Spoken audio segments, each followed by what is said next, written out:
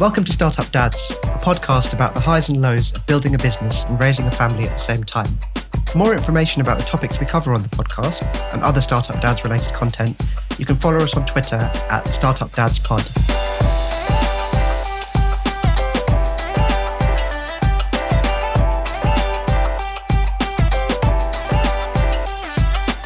I'm Amrit, co-founder of Hyper-Exponential, a tech startup that I co-founded in 2017. It's grown from a two-person team working out of my kitchen to a profitable business with several large clients and more than 20 team members across London and Europe. I'm also dad to Evie, my first child, who was born last December. Today's guest is the founder of Collective Benefits, a London-based startup working to provide insurance, benefits and pensions to the growing number of us choosing to be self-employed. Here's Ben Hay. Benjamin, can you tell us a little bit about yourself and what makes you a startup dad? Sure, absolutely. And great to be here. Yeah, so I think dad before startup, family always comes first, right? So I am the father to two wonderful and often challenging children. My son is 5, my daughter is 2. And at the moment, I'm more startup teacher than startup dad, I would say. Brilliant. So, Ben, you're the COO at Collective Benefits, and the COO position, something I've learnt myself, absolutely critical position, and also one that varies wildly from business to business. So what does it entail for you? Yeah, it is a big generalist role. I'm sadly not a specialist at anything, so I cover a whole bunch of sins. The exciting stuff, as I like to call it, sort of, governance, legal, people, finance, excessive amounts of forms filling at an early stage startup, and particularly we're a regulated business like us. But more than anything, I think it just covers really thinking about the day-to-day ticking of the business and making sure that everything is placed and set up for others to succeed. So it's really about enabling others. I suppose, as Collective Benefits has grown and got off to a great start, kind of how has your role changed over time? I mean, I think it's changed in the sense of we've obviously brought in people who know how to do things much better than me. You can't do everything by yourself. And so right at the beginning, we're an insurtech. My background is not in insurance. And so I had to upskill in lots of areas, which I was really unfamiliar with. And then slowly over time, we've been fortunate to bring in some really fantastic people who have a lot more expertise in those things. And that enables me to focus on the things which are a little bit more familiar to me. So the bits which keep us ticking and less about the kind of day-to-day, what are we building? What's the product? How does it work? What's the underwriting capacity? All that. Like, we now have people who know how to do that rather than someone like myself who was learning on the job. It is amazing, isn't it? I think a lot about this, because time moves very quickly. My job before we hired our COO, I will always remember my rock bottom, like the nadir, the person who's now our COO, was ordering the curtains, right? Ordering the curtains for the office. And I was like, you would not ask me to do this for anyone, let alone for our business. Yeah, I completely share that. We moved into an office and there I was, ordering crockery, cutlery, all the things which I literally have no idea about. And I'm not a big coffee drinker. The coffee machine was a source of massive debate in the office. I was like, guys, I really don't know. I know we need one. Can someone just tell me what it looks like? Send me the Amazon link. I'll go sort it out. For sure. But yeah, it's kind of that father hen, mother hen role at the same time when you're starting out. Yeah, which is a perfect segue actually for me to ask you about, so how does that cross over into family life for you? Are you the family jack of all trades? I'm absolutely useless at anything DIY. So I'm certainly not a jack of all trades. Olivia, my wife, is magnificent, all those sorts of things. But I think with fatherhood, it's been about being able to adapt and do a whole bunch of stuff. I now admire no one more than primary teachers, school teachers, who have that ability to teach English and maths and art and design and science and music. And we're having to do all those things at home with a lot of support and guidance from the school. But it's a massive undertaking to have that ability to flex across so many different things. My son, he does stories every night and he's now reading. And I was reading him a story last night and he was asking me questions about it. He's like, Dad, how do you know this stuff? I was like, I've just been around longer. That's all it really comes down to. There's no special skill. I've just been around a lot longer than you. It's funny, isn't it? I think that's probably the sort of thing that applies in business as well. Learning the ins and outs of how all of these things work, the skills you accumulate. Yeah, I was talking to a friend of mine who moved to New York, set up a fintech in New York, came back to the UK after a few years doing that. And he said, the difference between startups in the UK and startups in America is in America, they've done the 10,000 hours. really honed the Yeah. craft. They really understand what it takes to succeed. They've put in the time, energy, and effort, and that's why you see Silicon Valley startups being so much further ahead, perhaps, of UK startups or other European startups. And I think we're catching up in the UK, Yeah. but people have really, they go into their first startup in their early 20s. They've done 3 or 4 by the time they're in their 30s. I didn't start my first one until I was 40. Yeah, it's so true. I don't know about you, but I often think about if I could rewind and I'd play it forward again, the path that I could have plotted to make my life way, way easier. Right. And I think it's a fascinating thing. It's hard to talk about this if you're a chief or a co-founder of a business because, you're not supposed to show any weakness, right, in any of these things. But I think you're really right there about, lots of this stuff is learnable. And if you went again at it, yeah, you'd have a different set of tools and skills. And there's a lot to be said about that. Yeah, I mean, I think I've had a pretty varied career, right? So I started off as a lawyer. I moved into social impact and philanthropy at Virgin Group, and then into startups. You learn different things all along the way, and you don't need to be an expert at everything, but you need to know who to turn to and who to talk to. So as a barrister, I used to do a whole bunch of cases involving all factual stuff I had no experience in. That could have been, aircrafts in the military to hospitals and NHS trust to the London transport system and having to kind of get up to speed with those. Similarly, once I moved into social impact and philanthropy, we worked on things like solar energy in Africa, the future of work, a whole bunch of different stuff. And there are people who are experts and you need to be able to listen and learn from them and challenge them. But on your way, you start to pick up lots of useful information and knowledge. And that also applies just to day-to-day running of things. How do people approach problems? How do people make sure, create great cultures and great environments for people to work in? And if you can absorb that from others and decide what's important to you, then I think you slowly get on the right track. But if you knew all the answers, if life went in straight lines, it wouldn't be that much fun. That's a very good point. When I hear you speak, I can see why you're the COO at your business because you've got a very systematic way of thinking. And I think great COOs, I suppose great leaders in general, right? They think a lot about how the system that they're building actually can be really strong and scalable. That's really interesting. So you picked up on something that I want to unpack a little bit more there because, you began life as a lawyer, right? And now you're running a startup. I often, when I'm asked to look at these incredibly painful and complicated enterprise contracts, really wish it's the skill, the extra skill I wish I had that is the legal side of things and probably a little bit more patience as well. But, how do you think about filling the gaps in the skills that you don't have or that, you see collective benefits are missing as you grow? Yeah, I mean, I think that there's the old adage about hiring people that are better than you and bringing in great talent. And so part of that, I think, is really understanding your strengths and your weaknesses, both as an individual, as a founding team, as a business overall, and then starting to realize what gaps you need to fill to really take you on the journey and on the mission. And you'll bring in different people at different stages. And I think as you progress, you need to bring in more and more specialist people. You start off with a wonderful group of dedicated, committed generalists, and then you add to that some wonderful, wonderful specialists as well.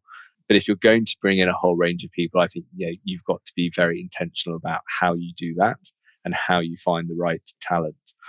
I think that's one of the things the experience at Virgin particularly taught me. You don't build something like Virgin without being able to delegate. You don't start off like Richard Branson did with a student newspaper and then turn that into a global empire. Yeah. And so you have to learn how to delegate, but how to find people who you trust and believe in to take on that work and advance it and take it further than you're capable of. Yeah, no, you're absolutely right. What do you look for in people when you're hiring? Because I think that's a really, the hire people better than you is a really, almost a cliche, but absolute truism. It's hard to do though. Yeah, it's hard to do because sometimes you don't know what necessarily is better than you, right? You don't know what you don't know. Certainly, sometimes I definitely know what I don't know, but there are other times where actually it can be quite hard to set that bar as high. So, what are the kind of characteristics and tricks you use to find Yeah, people like that? I think there are three things which I always look for. So, I mean, above all, passion. You want people who are really excited about what you're doing and are going to commit to that.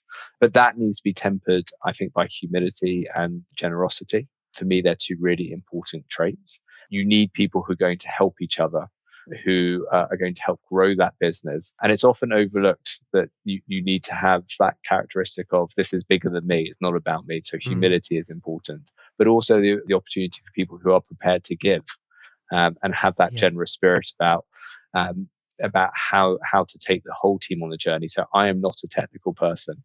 And what I really admire in the engineering team that we have is the generosity and patience they show me when they're explaining things to me so that I can understand it. So it helps me do my job better and support them better. But they have that patience and they have that generosity. Yeah, it's a really, really good point. I really like that actually, and I think it's a slightly different perspective to the one you hear a lot. And I think it speaks to the idea that actually it's not talked about very much in startups because the favorite analogy that one people talk about is this high performing sports team, right? Where if you don't perform, you're out. It's not a family; it's a sports team. Whereas actually, I think if you focus a little bit on everyone's ability to lift everyone else, you do get actually something more. And maybe that's just great teamwork, and that's actually part of a high performing sports team. But that generosity side, people going the extra mile to help you. If everyone does that, you end up with a far better, more connected organization.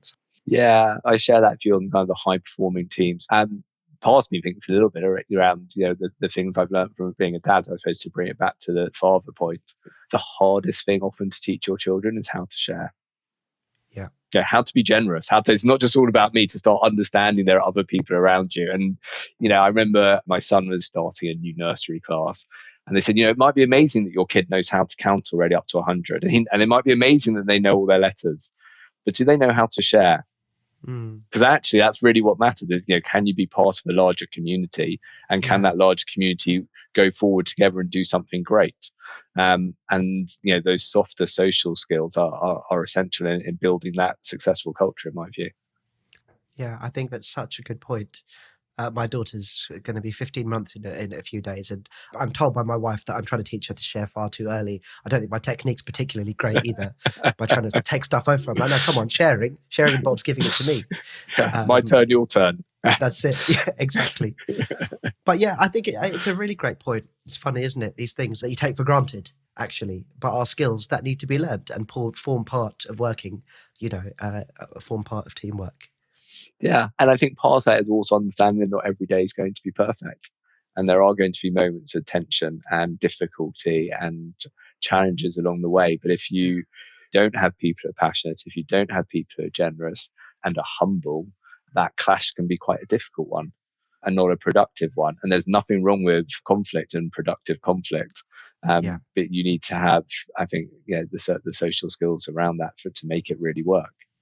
Yeah, definitely. I think Ray Dalio, the well-known hedge funder, talks a lot about thoughtful disagreement, Yeah. and I've always liked that phrase a lot, right? Because I think disagreeing is really valuable, but doing it thoughtfully, doing it respectfully, doing it in a way that means that you get some value out of it, rather than just having a fight. Because I think those sorts of stereotypical stuff that you might see on TV about people just having a heated debate over a technological choice, like no one wins. Like at the end of that, Yeah. there's no winner at the end of that. And it's just about how heated on TV. They seem to all walk away and be like, best mates within 5 minutes. And Yeah, that's yeah. not reality. The right thing, things can fester and boil over, and you need to be able to have open conversations and enable that to happen. It's not a solo game. No, absolutely not. So I suppose on a related note, how do you think about actually bringing people in outside collective benefits?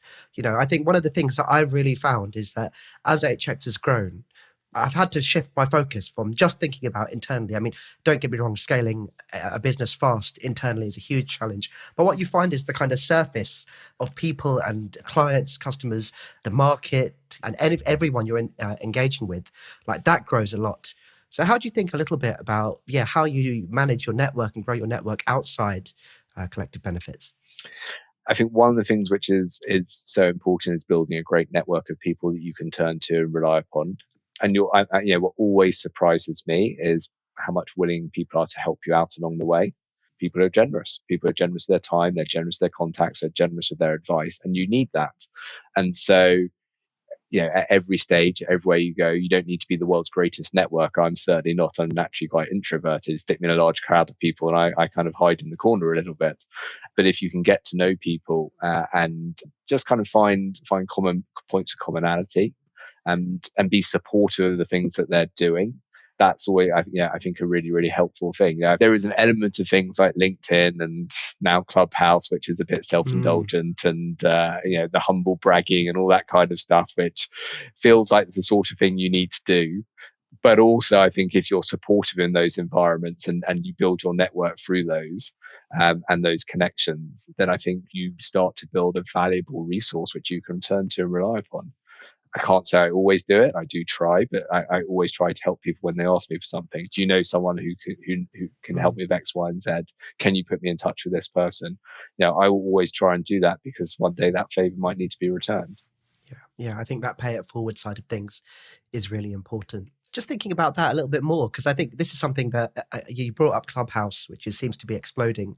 I'm really interested in your thoughts on kind of network fatigue, because, nowadays there are just so many different ways you can engage with people. We've got the podcast medium, we've got Clubhouse, you've got LinkedIn. The world has pivoted massively to digital networking, which is in many senses much higher friction, because it's cognitively really painful, I find personally anyway, to be on in front of a computer for hours and hours at a time, but also instant. Right, you can pop onto your iPhone, you can have Clubhouse on in a second, you can spend hours without even realizing it. So, how do you manage that? Particularly as a C-level exec in your team, where it does become so important, and there's the sense of almost FOMO now that you've got so much to go after.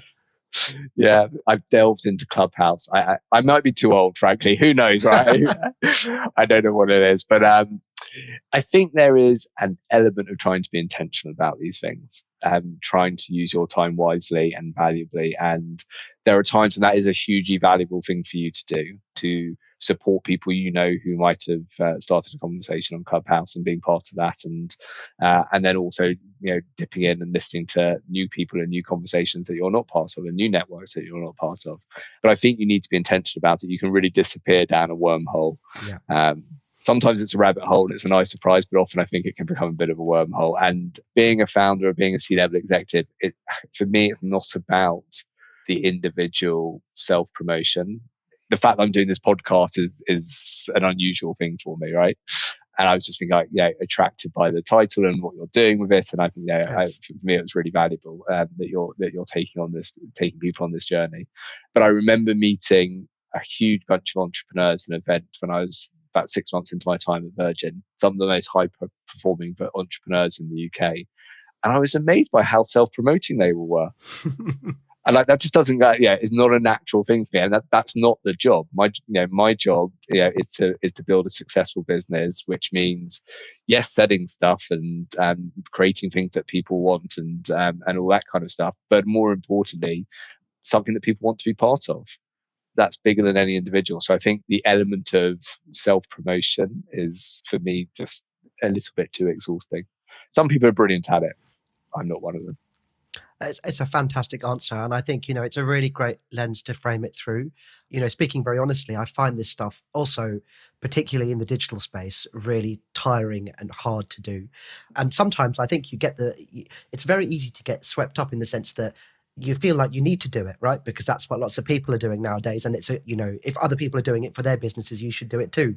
But actually, if you zoom out and you go, actually, how does this legitimately benefit the team, the business, the mission? If you're, quite frankly, selling kind of hack life coach services, maybe doing this sort of thing on Clubhouse is actually really valuable. And that's massively, I don't mean that to be disparage Clubhouse. I listened to a fantastic talk between Mark Andreessen and Ben Horowitz on Clubhouse. Lasted a couple of hours and it was brilliant. There's super great stuff on there too. But I think, as you say, if you frame it through a lens of what's really valuable for you, for your business, for your team, all of a sudden the noise, you can cut out a huge amount of the noise, right? I really like that. I think that's I think that's absolutely right. Be intentional, work out what's valuable, spend your time wisely. There's only so much time in the day, right? Yeah. I remember again reading a really great tip from the CEO of Shopify. I don't know if people heard about him. Toby Lutker, I think his name is. He's a dad. I wonder whether we'll ever get him on the podcast. But he talked about color coding his calendar by leverage.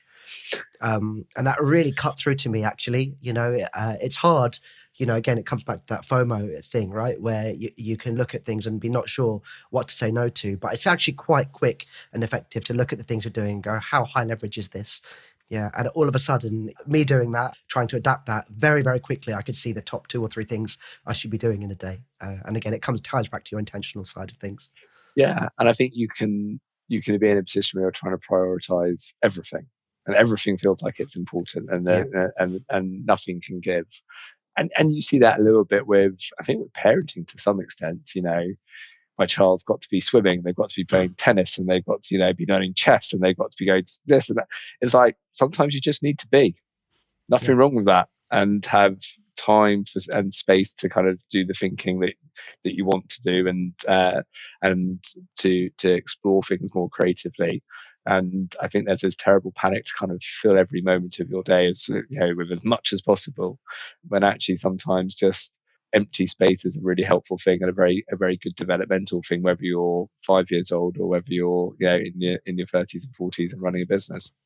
Yeah, yeah, it's a great point, and my daughter, as I said, she's not quite old enough to do anything particularly useful apart from break all my stuff, which is brilliant. But we're in the era now where, in a world where everything is kind of recordable, Instagrammable, consumable, where actually it really does feel like there's lots and lots of things you should be getting children doing from an extraordinarily young age. You contrast that with the Scandinavian, I think, countries where they don't actually start a structured curriculum. I don't know if that's entirely across all the Scandinavian countries. Maybe it's Finland, one of Yeah, them, where they don't start a structured curriculum until they're actually, I think, maybe 7, 8, 9. I'm not sure. And again, it's that kind of thing that, when do you actually really grow and develop? It's usually in the gaps in between doing the really hard things, right? It's not actually while you're doing them. That's good. yeah, That's training. you read a lot of stuff in the news about catch up school over the summer holidays. I probably did most of my developing during the summer holidays. Yeah, exactly. Because I Exactly. wasn't in some very structured environments. I was just finding my own way around things. Yeah. Yeah. Do you find, I suppose this is a really interesting point to unpick a little bit. You strike me as a much more measured man than me, which I think is a very valuable skill to have within a startup. But do you find, because of, the journey you've gone on as a startup, that you're more reflective with your children about how they do things, the time they spend on things? Or actually, is it the other way around? I don't know. I think I've become more cognizant of, I suppose, the difference between hard skills and soft skills and what's important to succeed. And I think that's changed over a period of time. But I'm more aware of the fact that knowledge isn't everything. But what is Yeah. everything is your ability to be resilient, your ability to solve problems, your ability to share and be generous. And like we spoke about, those sorts of things are actually more important, I think, in terms of how you're going to approach a successful career and a successful life. Yeah. My worryingly, my son is already into gaming and YouTubers, and there's some YouTuber called Ethan who plays some game called Red Bull, which is like some problem. I don't know. I'm not a game, right? It's a problem-solving game. You've got to get the ball from one side to the other without dying. There's something, and it's hard. It's not the easiest thing for a 5-year-old to play, but like, he keeps on trying. I'm like, great, just keep trying. I know you haven't managed it, just persevere, because That's awesome. actually that's kind of what matters. And yeah, okay, you're playing a computer game. It's probably not the most healthy thing in the world. You should be outside running, but you're also learning how to persevere and not give up on something. And I think those are admirable and important qualities. Yeah, that's fantastic. Absolutely fantastic. And you're right. Having definitely spent far too much of my life being a first generation gamer and not running around enough, I've got very mixed feelings about computer games for my children. But, it's very interesting, isn't it? That the idea of actually gamification nowadays, what it can be used to do. And if it's being used in a way to teach perseverance and dedication, it has many, many advantages Yeah, no, as well. absolutely. Brilliant. Well, Benjamin, this has been absolutely fantastic. I think before we wrap up and jump on to startup shoutouts, I want to ask you my favorite question, the one I ask every guest. So, what's the biggest lesson that you've learned from your journey in entrepreneurship that you'd like to pass on to your kids? I think that you're always learning. There is not an end point, and you've got to be willing to keep learning new stuff as you go, um, because that's the way you find new solutions, you overcome challenges and the bumps in the road which are inevitable. And so you should always have that kind of, I think, constant growth mindset to kind of keep pursuing stuff, keep interested, keep curious, because I never expected to be in the world of insurance. And all of a sudden I am. And that's no bad thing. It's been fascinating, and there is probably nothing, there are a few financial products out there, or any products out there, which are more socially purposeful than insurance to the functioning of our society and our economy. And I'm glad I've had the opportunity to get involved in that and learn all about it, and hopefully be part of something that moves it forward. Yeah, that's fantastic. And I think, that lesson that, if you stay curious, the path that you don't expect to take is often the one that's the most fulfilling, right? Yeah, absolutely. Wonderful. Look, well, Benjamin, thank you so much for coming on the show. That was absolutely brilliant. We went massively off script and I really enjoyed it. I really, really enjoyed it. But before we go, it's time to close up with our regular feature, Startup Shoutouts, where we shine a light on some of the really great startup organizations that we admire. Startup Shoutouts. So, Ben, would you like to give us your startup shoutout? Yeah, I'm going to give you 3 controversially, maybe. And we work with lots of fantastic clients, but 2 of our clients both announced new rounds this week, and I wanted to give a shout out to Gopher and Laundry Heap. For me, they're both doing great work and providing amazing services, particularly for during the pandemic, and enabling deliveries to happen and laundry, all those sorts of things. But more importantly, the teams there really have the right intentions by the independent workers that work on their platforms, and they do the right things to support them. And I think having values aligned partners is one of the most important things. The other startup I want to give a shout out to is one which I think just helped me massively, which is a startup in a social enterprise called On Purpose, and is all about transitioning leaders into socially purposeful careers.